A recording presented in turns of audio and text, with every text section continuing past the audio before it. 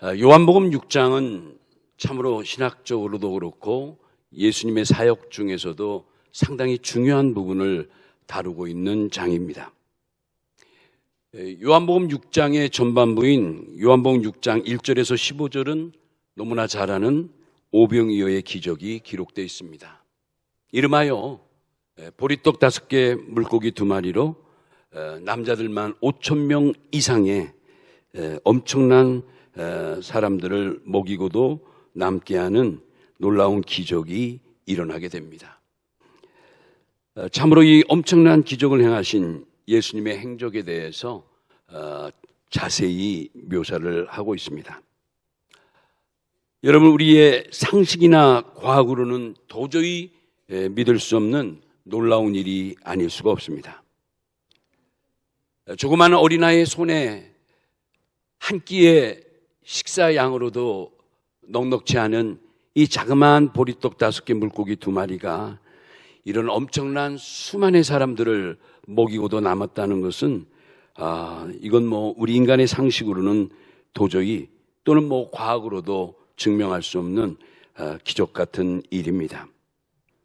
그런데 이러한 일이 분명히 사람의 일이 아니라 하나님의 일이기 때문에 우리는 믿고 있습니다. 하나님의 일은 말 그대로 세상 지식을 초월하고 우리 인생의 모든 교훈과 과학을 다 초월합니다. 모든 상식을 초월하는 것이 바로 하나님의 일이기 때문에 그렇습니다. 이런 면에서 우리는 이 하나님의 일은 곧 믿음의 세계요, 또 영적인 세계라 이렇게 이제 말씀드릴 수가 있죠. 우리 사람의 일은 믿음이 없어도 될 수 있지만 하나님의 일은 믿음이 없으면 볼 수도 없고 깨달을 수도 없는 일입니다.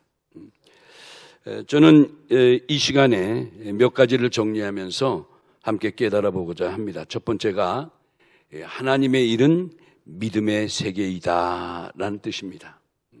우리 다 같이 한번 따라 합시다. 하나님의 일은 믿음의 세계이다. 이 사도 바울이 고린도 후서 13장 5절에서 이런 말씀을 합니다.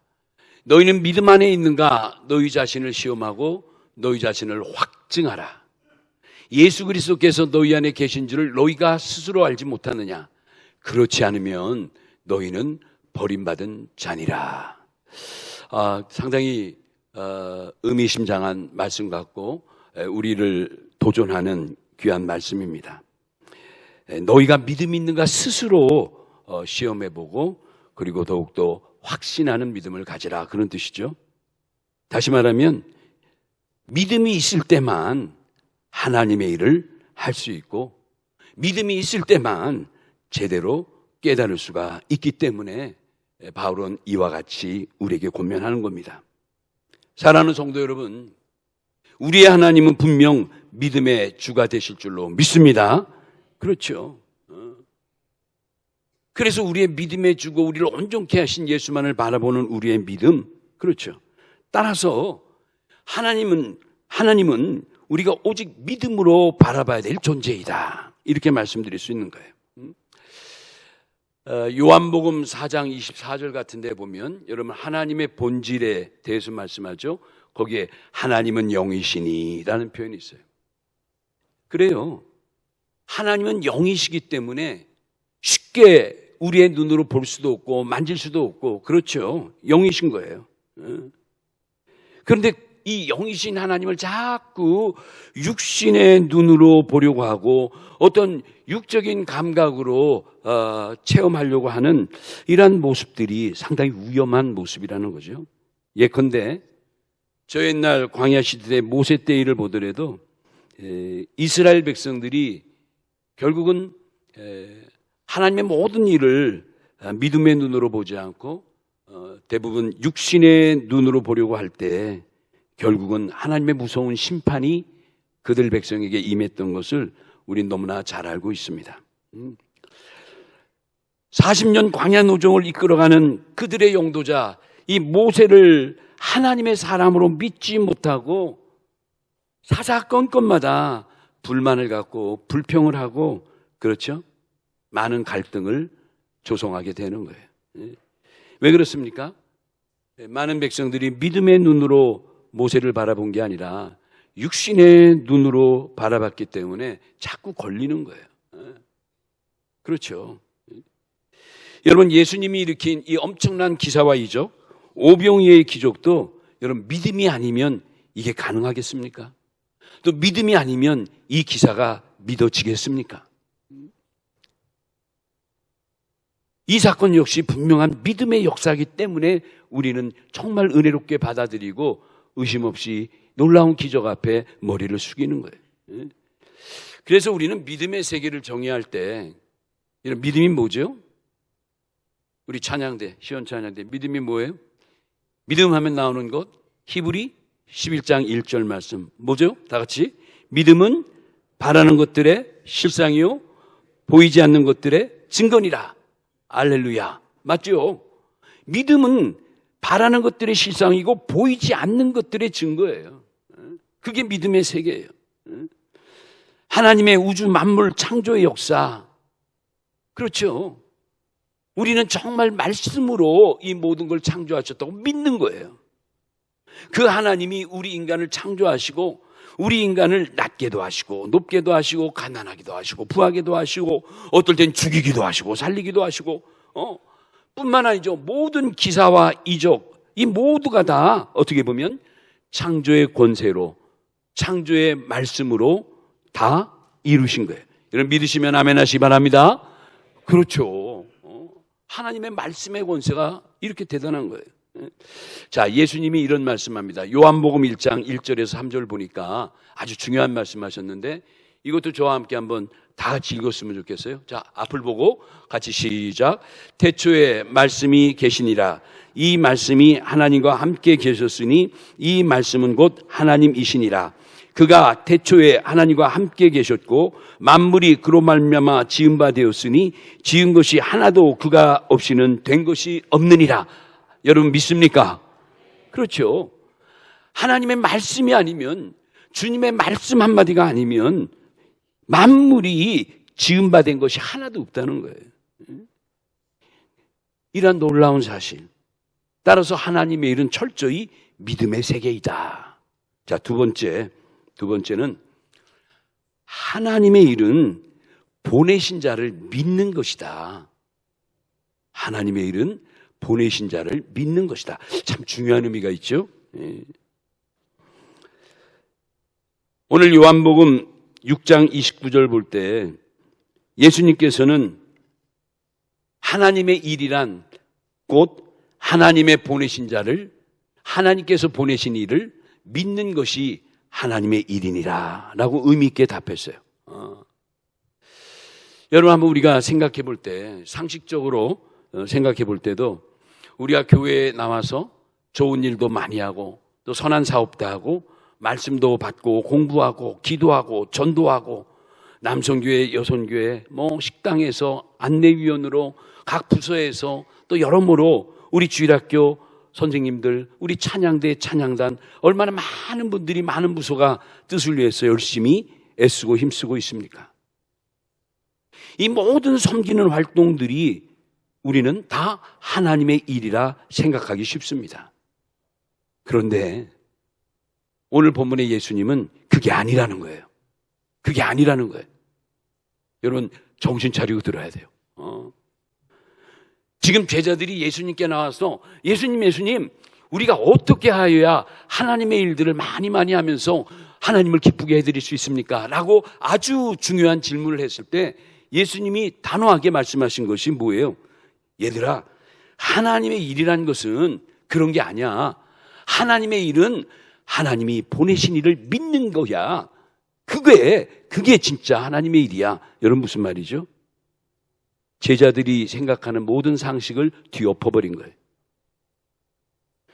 여러분 오늘 이 말씀을 정말 우리 자세히 또 신중히 들어야 돼요. 예수님이 그 요한복음 6장에 보면 요한복음 6장 32절에서 33절에도 이제 성찬에 관한 말씀이 나오게 하면서 제자들에게 이렇게 말씀하시죠. 모세가 너에게 하늘로부터 준 떡이 있는데 그런데 사실은 내가 너에게 주는 그 떡이야말로 참떡이야 라고 말씀하시면서 33절에 보면 이런 말씀이 있어요. 하나님의 떡은 하늘에서 내려 세상에 뭘 주련다? 생명을 주는 것이니라. 저 옛날 모세 때, 우리 조상 모세 때 주었던 그 떡은 먹어도 죽고 했지만 지금 내가 너에게 주는 떡은 하늘에서 내려온 떡이니 이 참떡을 먹어야 너희가 죽지 않고 사는 것이니라. 예? 여러분, 우리 성찬식 때 얼마나 이 말씀 많이 우리가 암송을 합니까? 무슨 말씀이죠? 예수님은 이 말씀을 하시면서 사실은 이 생명의 떡이 바로 내 자신이 생명의 떡이라는 것을 증거하시는 거예요. 그래요. 너희들이 먹을 영생의 양식은 다른 게 아니라 사실 생명의 떡, 참된 떡으로 온 나를 먹어야, 나를 영접해야 너희가 죽지 않고 사는 거야 라고 말씀하신 거예요. 그렇죠. 여러분, 우리가 성경에서 참이라는 단어를 많이 써요. 뭐 참사랑, 참평안, 뭐 이런 참이라는 단어를 참떡, 오늘 여기도 나오죠. 근데 이 성경에서 참이라는 단어는 무슨 변동이나 변함이 없는 것을 말하는 거예요. 앞서는 것도 뒤떨어지는 것도 없이 언제나 그대로 변치 않는 것, 그게 바로 참이에요. 이러한 이 참의 성질에 가장 부합되는 인물이 있다면 그분이 다름 아닌 누구다? 예수님이다. 그렇죠? 그래서 히브리 13장 8절 같은데 그런 말씀 있죠. 예수 그리스도는 어제나 오늘이라 영원토록 무엇이다? 동일하시느니라. 그래서 예수님 자신에게는 참밖에 없어요. 참. 그래서 오늘 예수님이 바로 내가 너에게 참떡을 주노니 이 떡을 먹는 자는 영원히 죽지 않고 이 떡이야말로 생명의 떡이 되니라 라고 말씀하면서 당신의 증거를, 자기 증거를 떡을 가지고 하신 거예요. 예수님의 입으로 나오는 모든 말씀이 참이고 그리고 또 믿음이 참인 거예요. 할렐루야. 여러분 잘 기억하셔야 돼요. 그래서 예수님은 거짓 많은 이 세상에 뭘 주러 오셨는가? 참을 주러 오신 거예요. 그러니까 사실 참과 거짓의 대립, 참과 거짓의 어떤 싸움이랄까? 바로 그게 영적인 세계 아닙니까? 빛과 어둠, 참과 거짓. 그렇죠. 우리들에게 참 생명을 주시고 참 구원을 주시기 위해서 오신 분이 바로 하나님이 보내신 자 예수 그리스도시다. 우리의 구주시다. 계속해서 요한복음 6장에 보면 요한복음 6장 53절에서 55절에 드디어 제자들과 마지막으로 성만찬을 하시죠. 이제 내일이면 십자가에 못 박혀 돌아가시고 제자들을 떠날 예수님께서 사랑하는 제자들 데리고 일일이 포도주와 떡을 떼시면서 얘들아 이것을 받아 먹으라. 이것은 내 피니 받아 먹으라. 이것은 내 몸이니 이 떡을 먹으라. 이 피와 떡을 먹어야 너희가 죽지 않고 영원히 살리라. 여러분, 근데 이때 이 제자들이 주님의 이 말씀을 믿음으로 받아들이지 않았으면 그게 믿어지겠어요? 은혜가 되겠어요? 이 떡과 포도주가 내 살이요 피라는 것이 믿어지겠냐고요. 믿음으로 받아들이니까 아멘 하고 받아 먹는 거죠. 우리 성찬식 할 때도 믿음으로 아멘 하고 내가 먹는 떡, 내가 먹는 포도주가 지금 믿음으로 받을 때 바로 생명의 피로 바뀌고 생명의 떡으로 바뀐다는 걸 믿으니까 은혜가 되는 거죠. 그래서 우리 개신교의 이 성찬식의 신학은 바로 그거예요. 믿음으로 받아들일 때 바로 그게 은혜로 역사한다는 것을 믿는 거예요. 여러분, 이러한 믿음이 바로 하나님의 일이라는 거예요. 그러니까 예수님이 베푸신 모든 기적들을 가만히 보면 뭐 사람들이 일으키는 그런 뭐 요술, 마술과는 다르잖아요. 여러분, 이게 마술, 요즘 대전에서도 유명한 마술사가 오셔서 무슨 쇼를 한다고 온 동네방네 포스터가 붙었는데 그분 TV에서 가끔이 보면 정말 신기해요. 어떻게 저렇게 마술을 할 수가 있을까? 근데 결국은 마술은 뭐죠? 결론이 그들도 그러죠. 결국 눈속임이다. 눈속임이다. 근데 여러분, 예수님이 하시는 모든 기사의 적은 마술이 아니고 요술이 아니에요. 눈속임이 아니에요. 임시 변통이 아니라 영원한 것인 줄로 믿습니다. 예수님과 마술사가 그래서 다른 거죠. 또 하나, 예수님이 고쳐주시는 모든 병은 결코 재발이 없는 완전한 치료의 고침이세요. 그렇죠. 예수님이 날찌어다 라고 선포하셔서 38년 된 병자를 일으키시고 죽은 자를 살리시고 눈먼 자를 눈을 뜨게 하시고 여러 가지 많은 이적을 일으킨 것은 여러분, 그들이 몸만 치료받은 게 아니라 모두 영혼도 치료받은 거예요. 예수님의 치료는 완전한 치료예요. 이게 바로 오늘날 이 세상의 의사들과 다른 점이죠. 우리 의사들은, 제가 의사를 이게 폄하하는 게 아니라 아무리 명의라 할지라도 또 실수도 있죠. 그렇죠. 사람인지라. 근데 예수님은 실수가 없는 분이죠. 예수님이 판정한 것은, 예수님이 진단한 것은 조금도 틀림이 없는 거죠. 그래서 예수님의 말씀도 참인 거예요. 여러분, 주님의 말씀이 변질된다면 영원한 치료, 완전한 치료가 가능하겠습니까? 불가능하죠. 그러므로 우주 만물의 완전한 창조도 바로 참되신 하나님의 말씀으로 창조됐다고 우리 믿는 거예요. 그렇죠. 이러한 놀라운 역사를 우리가 다시 한번 기억하면서 우리가 성경의 세계를 잘 이해해야 돼요. 이제 마지막으로 오늘 설교에 가장 강조하고 싶은 것을 바로 이곳에 좀 많이 담았는데 좀 잘 정리해 보세요. 세 번째는 뭐냐면 하나님의 일과 하나님의 일들의 차이. 잘 구분하셔야 돼요. 하나님의 일과 하나님의 일들의 차이.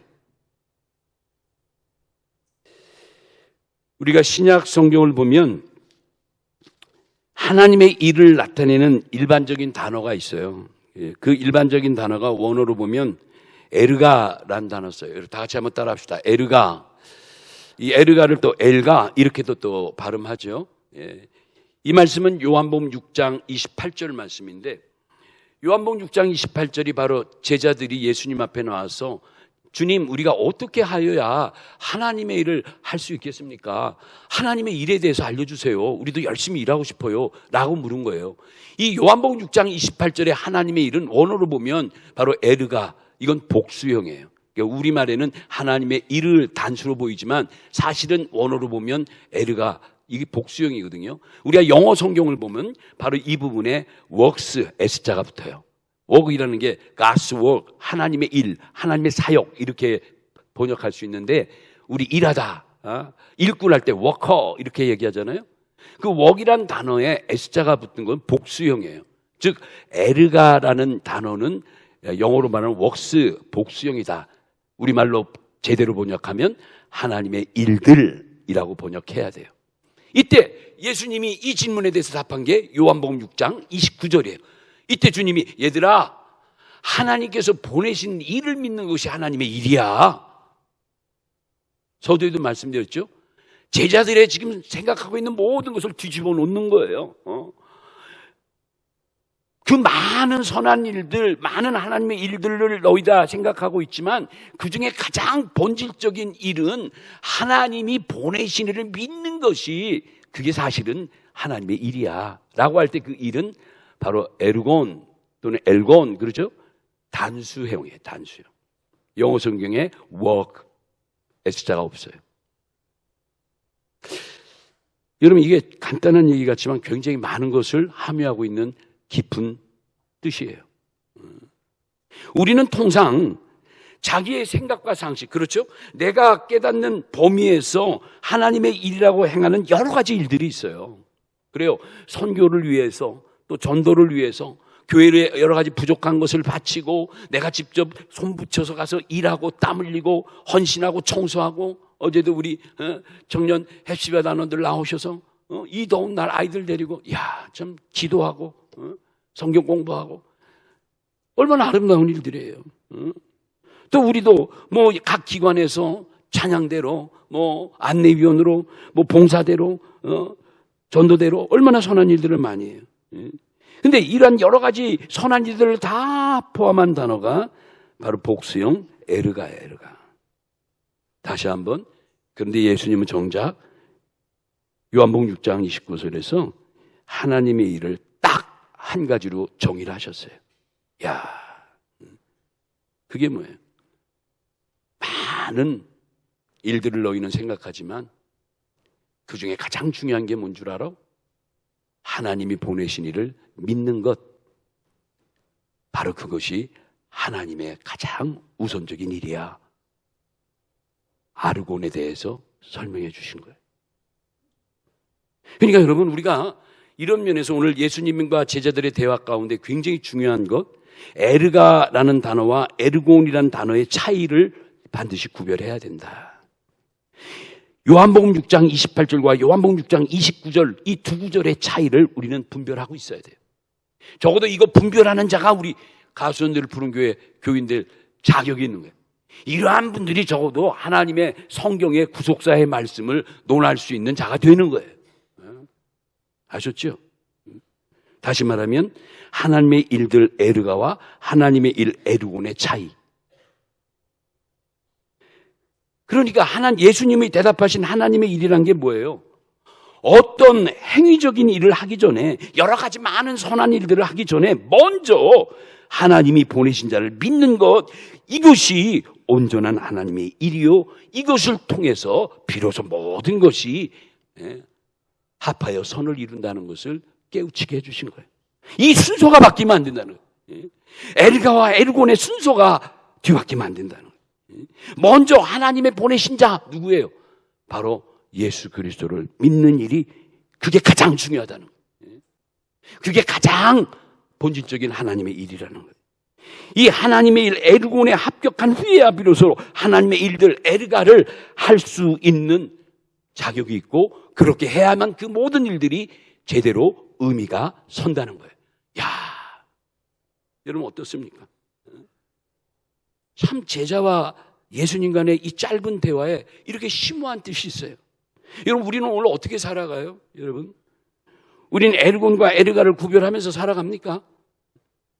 그래서 예수님이 그 유명한 말씀 마태복음 6장 33절에 마태 6장 33절 그런즉 너희는 먼저 그의 나라와 그의 일을 구하라. 그리하면 이 모든 것을 너희에게 더하시리라. 여기 그런즉 너희는 먼저 가장 우선적으로 해야 될 일, 그게 뭐예요? 그 나라와 그의 의를 구하라. 그러니까 그 나라와 그의 일을 구하는 게 뭐예요? 제가 지난번에 한번 그 나라와 그 일은 크게는 우리가 섬기는 교회를 말하고, 더 궁극적으로는 교회 머리가 되신 예수 그리스도를 의미한다. 하나님을 의미한다는 거예요. 하나님을 구하는 게 중요하다는 거예요.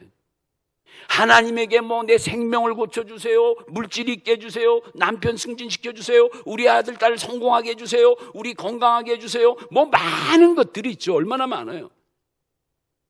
중요한 것은, 먼저 되는 것은 그런 모든 걸 이루시는 하나님을 구하는 게 내 믿음의 저변에 기초하고 있어야 된다는 거예요. 그 하나님에게 내가 물질도 건강도 뭐 축복도 뭐 행복도 뭐 많은 것도 구할 수 있는 거죠. 나는 하나님을 구하는 게 먼저인가, 하나님에게 무엇을 구하는 게 먼저인가, 뭐가 우선인가를 여러분이 스스로 돌이켜 봐야죠. 에르곤과 에르가의 차이. 한 가지만 더 말씀드리고 정리할게요. 우리가 구약의 창세기 15장에 보면 아브라함은 하나님이 말씀하신 참 여러 가지 많은 명령과 허락이 있어요. 이름하여 10대 허락, 뭐 10대 명령. 우리가 창세기 15장 하면 기억나는 게 아브라함에게 주신 횃불 언약. 여러분 횃불 언약 아시죠? 이런 많고 복잡한 그런 모든 말씀에 대해서 아브라함은 어떻게 했다? 순종했죠. 그러면서도 이 아브라함의 훌륭한 점이 뭐냐면, 아브라함은 가장 먼저 이 모든 것을 하나님의 일들이 아니라 하나님의 일을 먼저 믿었다는 것이 아브라함다운 참 믿음의 세계를 보여주고 있기에 감동이 되는 거예요. 그래서 아브라함이 모든 믿는 자의 믿음의 조상이 되는 거예요. 할렐루야. 이 말씀이 로마서 4장 11절에 있잖아요. 아브라함은 믿는 모든 자의 조상이라고 그랬죠. 믿음의 조상. 왜? 믿음의 조상이라는 게 무슨 혈통의 조상이 아니라 뜻으로 보면 믿음의 본이 되는 자라는 거예요. 믿음의 모델이다. 너희들은 다 아브라함을 바라봐라. 그렇게 믿어라. 하나의 샘플로, 모델로 제시한 거예요. 왜 아브라함이 이렇게 칭호를 받고 하나님께 인정받습니까? 그는 하나님의 일들과 하나님의 일을 구분하고 그 아무리 복잡하고 힘든 일이라도 하나님의 일을 믿었기에 모든 게 은혜로 감당해 나갔던 거예요. 야, 여러분 이거 꼭 오늘 정말 잘 나오셨어요. 또 비도 오고 후덥지근한 날씨지만 이런 은혜의 세계 같이 이렇게 젖어서 같이 나눈다는 게 얼마나 감사해요. 이처럼 아브라함은 보이는 것이 아니라 보이지 않는 것을 믿은 자였다. 중요한 거죠. 그래서 아브라함은 하나님의 일들만이 아니라 먼저 하나님의 일을 행하였고 그것이 하나님 보시기에 의롭게 여겨져서 마침내 그가 믿음의 조상이 된 거죠. 할렐루야. 이해가 되시죠? 예. 우리의 믿음 생활도 이런 우선과 차선, 또 하나님이 기뻐하신 일이 뭔가, 이런 순서가 굉장히 중요한 거예요. 한 가지 더. 출애굽기 3장 21절에서 22절, 출애굽기 3장 21절에서 22절 보면 이제 이스라엘 백성이 마침내 모세를 앞세우고 하나님의 약속의 땅 가나안으로 가기 위해서 애굽을 탈출하는 이름하여 출애굽, 엑소더스의 사건이 나오죠. 이때 하나님이 400년 동안 너희가 그곳에 종살이 했지만 거기에 나올 때 너희들 큰 재물 한 움큼씩, 한 움큼이라는 단어는 없지만 큰 재물을 다들 들고 나오리라 했을 때도 아브라함은 아멘한 거예요. 근데 그 아멘대로 400년 동안 종살이하고 그냥 두드려 맞고 거의 짐승처럼 취급받았던 사람들이 가진 게 뭐 있겠어요? 무슨 헌옷 한 짝에다가 집세기 같은 신발이나 하나 있을까 말까. 그런데 왜 어떻게 된 영문인지 그 애굽 사람 모든 사람들이 그 애굽을 떠나는 이스라엘 백성들에게 한 움큼씩 금과 은과 의복과 잔뜩 줘가지고 다들 어떻게 보면 거부가 돼 나왔어요. 우리 상식적으로는 이게 이해가 안 가죠. 믿어지지가 않는데 아브라함은 하나님의 말씀인 거로 그대로 믿은 거예요. 그리고 창세기 15장 16절에 가보면 또 이런 말씀하죠. 아브라함아, 내 자손은 비록 지금 떠나지만 4대 만에 이 땅으로 다시 돌아오리라. 야, 이게 횃불 언약의 가장 중심적이고 하이라이트, 최고의 언약 아닙니까? 내 자손은 지금 떠나지만 4대 만에 반드시 이 땅으로 돌아오리라. 아브라함은요, 머리 굴리지 않았어요. 머리 돌리지 않았어요. 하나님 말씀이기 때문에, 하나님이 곧 말씀하시는 것이 하나님의 일이기 때문에 그는 그대로 받아들인 거예요. 아브라함 믿음대로 됐잖아요. 여러분 사실 우리가 이제 구속사 공부할 때 횃불 언약에 대해서 너무 열심히 우리를 공부했죠. 몇 년 전에 달달위했죠.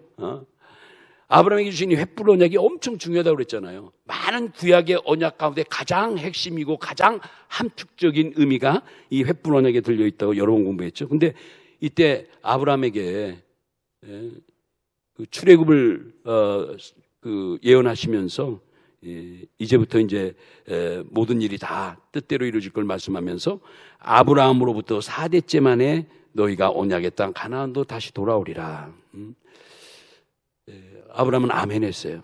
근데 여러분 실제적으로 우리 역사상에 구약의 역사, 우리 역사상에 정말 그 4대 만에 이스라엘 백성이 가나안 땅에 들어옵니까?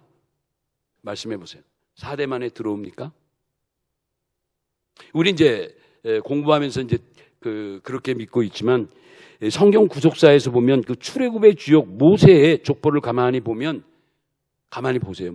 모세가 아브라함부터 쭉 따져보면 몇 대 만의 인물인가가 나와요. 4대 아니에요. 모세의 족보를 보면 제1대 아브라함부터 시작하면 아브라함 때 횃불 언약을 시작했으니까 4대는 아브라함부터 시작되죠. 1대가 아브라함이라면 2대는 이삭이고 그 다음에 이삭의 아들이 3대가 야곱이고 그 다음 이제 모세가 레위 지파 쪽이니까 4대가 레위라고 한다면 레위의 아들 고앗이 드디어 대를 이어받는 것이고 6대가 아므람이고 아므람의 아들 가운데 거기에 이제 아론이 있죠. 모세 있죠. 미리암이 있죠. 그래서 7대가 모세가 되는 거예요. 모세 때 이제 출애굽을 시켜가지고 40년 동안 고생하다가 모세는 가나안 입구에 그만 죽게 되고 가나안 땅은 들어가지 못했죠. 그리고 정작 들어간 것은 그의 아들 제8대 누가? 게르솜이 가나안 땅을 입성한 거예요. 그러니까 사실은 8대 만에 들어간 거예요. 역사적으로 보면 지금 나왔잖아요. 1대 2부터 쭉 나오잖아요. 아브라함부터 게르솜까지. 그런데 성경에 하나님 말씀은 너로부터 4대 만에 약속의 땅에 돌아오리라. 여러분, 우리가 보면 사람의 눈으로 보면 이 말씀이 앞뒤가 안 맞아요. 성경을 많이 본 분들은 질문해요. 우리 대전 아카데미 구속사 팀들이 질문해요. 목사님. 예, 목사님 지금 핵불언약 하셨는데 4대 만에 온다는 거, 이거 대수로 보면 아브라함 때부터 모세도 못 가고 그 아들 때에 들어갔는데 하니까 이게 4대가 아니라 8대잖아요. 근데 왜 성경은 4대라고 했어요? 그래서 이 창세기 15장 16절이 난해 구절로 모든 학자들이 이건 좀 아직도 해결이 안 된다 해서 난해 구절로 규정하고 있는 거예요. 그런데 얼마나 놀라워요. 얼마나 놀라워요. 이게 구속사적으로 보니까 풀리더라고요. 얼마나 신기해. 사람의 눈으로 볼 때는 분명히 말씀이 틀린 것 같고 안 맞는데 결국 믿음의 눈으로 볼 때는 여러분 출애굽할 때 요셉이 죽을 때 그 자손들에게 한 유언이 창세기 50장에 나오죠. 창세기 50장 23절 쭉 나오잖아요. 22절부터 쭉 나와요. 내가 죽으면 내 유고를 내 해고를 너희가 메고 가서 하나님의 약속의 땅에 도착하면 그때 내 해고를 거기에 묻어 죽어라. 너희들 이걸 꼭 나에게 맹세해. 이 맹세에 내가 눈을 감어. 자손들이 형제들이 그 요셉의 마지막 유언을 들어준 거예요. 그래서 모세가 출애굽할 때 백성들에게 명해서 그렇죠. 요셉의 해고를 메고 나간 거예요. 메고 미라식으로 해가지고. 마침내 40년 만에 가나안 땅 도착했을 때 제일 먼저 도착한 세겜 땅에 왔을 때 그들이 일제히 그의 조상 요셉의 유언을 들어서 땅을 파서 그곳에 묻어들여요. 이 말씀이 여호수아 24장 32절에 있어요. 여호수아 24장 32절에. 그러니까 이때 요셉이 비로소 가나안 땅 세겜에 묻히게 될 때 이 사건을 하나님의 눈으로 보면 믿음의 눈으로 보면 8대가 아니라 요셉이 이 모든 것을 끌어안고 가나안 땅에 입성한 거로 보는 거예요. 이 얼마나 신기하고 이 얼마나 오묘한 일이에요. 그러니 이거 웬만한 우리 학자들, 목사님들 아무리 성경 수백 번 읽어도 창세기 15장 16절 내가 4대 만에 다시 돌아오리라. 이거 어떻게 해석이 잘 안 돼요, 해석이. 이 얼마나 신기하고 이 얼마나 오묘한 말씀입니까? 근데 아브라함은 믿은 거예요. 그렇게 될 건 믿은 거예요. 이처럼 하나님의 일이란 아브라함처럼 말씀이라면 아멘하는 신앙으로 오직 하나님의 말씀을 읽고 그 말씀이 이루어지기를 바라고 순종하는 삶을 살아갈 때 하나님의 일, 하나님의 역사는 하나님의 구속사는 제대로 이루어져 가는 거예요. 할렐루야. 오늘 설교 다 했어요. 결론 내릴게요. 결론. 사랑하는 성도 여러분, 오늘날 이 거짓이 판치고 정말 참이 설 수 없는 이렇게 혼잡하고 죄악된 세상이지만 하나님은 지금도 변함없이 참을 이루고 계시다는 거 믿으시기 바랍니다. 그래서 약속대로 여자의 후손, 창세기 3장 15절 아담과 하와가 타락할 때 처음으로 복음을 선포했던, 그래서 원시복음이라고 하죠. 마더 가스풀, 최초의 복음으로 이제 여자의 후손이 언젠가 오리니 여자의 후손이 뱀 너의 머리를 깨부실 때가 오느니라. 여러분, 그 여자의 후손으로 오신 분이 하나님의 독생성자 예수 그리스도가 아니십니까? 마리아의 아들로 오셨잖아요. 그 오신 예수님을 통해서 영생의 말씀, 진리의 놀라운 말씀을 선포하면서 올라 우리에게까지 구속사의 말씀을 전하게 하는 이런 축복된 역사가 이어지고 있었던 거예요. 참 이런 거 보면 정말 우리 하나님은 전혀 틀림이 없으시고 정말 신실하고 미쁘신 하나님. 할렐루야. 여러분 따라합시다. 우리 하나님은 미쁘신 하나님이시다. 이 미쁘다는 게 뭐냐면 너무너무 신실하시고 너무너무 정확하신 분이라는 거예요. 그걸 미쁘다라는 단어를 쓰는 거예요. 우리 모두도 오늘 이 말씀을 통해서 하나님의 모든 구속 종류를 오직 믿음으로 바라보고 보내신 자를 오직 믿음으로 오직 말씀을 통해 우리가 믿어줄 때, 그리고 함께 귀한 하나님의 일에 대한 중심을 잘 구분해서 뭐가 우선이고 뭐가 차선인지, 그렇죠? 그래서 먼저 우리가 하나님의 일을 진실로 행하고 충성스러운 일꾼이 되기 위해서는 이 내용을 알아야죠. 그냥 무턱대고 땀 흘리고 열심히, 그것도 중요하지만 그러나 더 중요한 것은 하나님은 중심을 보시는데 뭘 보신다? 그러니까 우리가 하나님의 일들과 하나님의 일을 잘 구분해서 오늘도 이 말씀을 통해서 이렇게 계속되는 폭염의 날씨에 또 오늘 주신 말씀을 다시 한번 은혜 받고 그 은혜의 열기로 오늘의 이 폭염을 이겨나가는 우리 모두 승리자들이 되시기를 예수님의 이름으로 축원합니다.